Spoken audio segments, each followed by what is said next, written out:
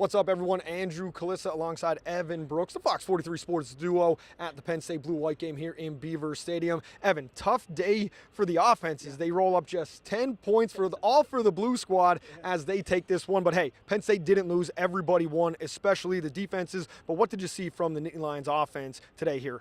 Yeah, we really saw Omari Evans step up from the receiver position. We know, Mitchell Tinsley gone, Parker Washington gone. Somebody's got to step up in that room. They added a couple transfers. But Omari Evans really, kind of made a name for himself, had a couple nice catches, had that touchdown catch with Drew Allar. 10 points, kind of want to see more than that in a spring game. But not a bad start for Penn State for sure. Well, you mentioned that. The defense, they didn't want to see more than 10 points.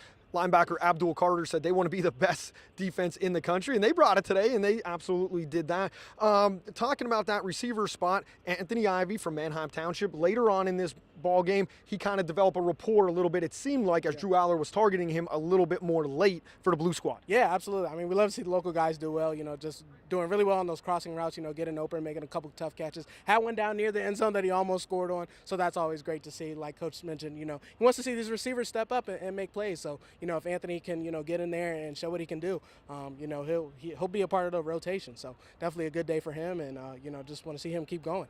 One thing Coach Franklin did say, the wide receivers are not competing for just a third wide receiver spot amongst themselves in that unit. They're also competing against a very deep tight end squad here at Penn State. That if Penn State has to go 12 personnel with 2 tight ends on the field, which, hold on fans, that second tight end becomes an H-back, which could be a fullback. Coach James Franklin was, let's say, keen to point that out to everybody since the fullback is always a talking spot.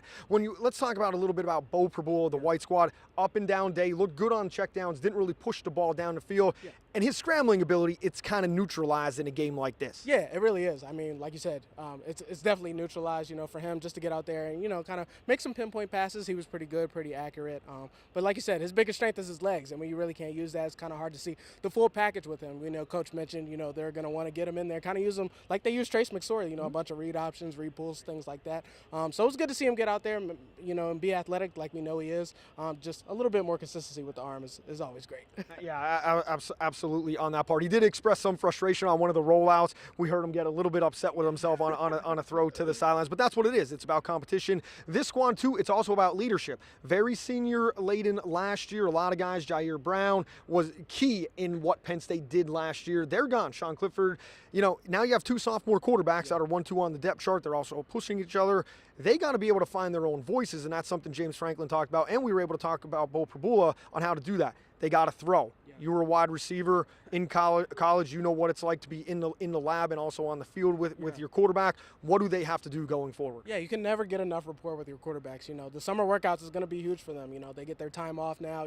Nothing is really mandatory this time of the year. So, getting out there and throwing with Drew and Beau, that's going to be key. I mean, those reps matter in the summer. People may not think so, but those types of things matter. Just getting that timing down and stuff like that. So it'll definitely be key for the wideouts and quarterbacks to get out there, throw, make sure everything's consistent, and that they're both looking good. I mean, obviously, we saw Drew kind of, pick and choose his targets, but, the more you can throw with all the receivers and get the more rapport with them, the better. Because you never know who may go down, who's going to step up. So, just got to get out there and keep practicing for sure. Keep practicing for sure, absolutely. One thing that we can say, there isn't really any reason to freak out over 10 points and maybe the offensive struggles. James Franklin did say, hey, or at least he joked with us, it was great wet ball work for the first half of this game as it was raining here in State College. So it's a pretty exciting way to end spring ball with some good competition and things like that as we get ready for West Virginia. Can you wait? The season's going to be here before we know it. Can't wait. It'll be a lot of fun. So cannot wait to see these guys back out on the field. So. Absolutely. For Evan Brooks, I'm Andrew Kalista. Keep watching.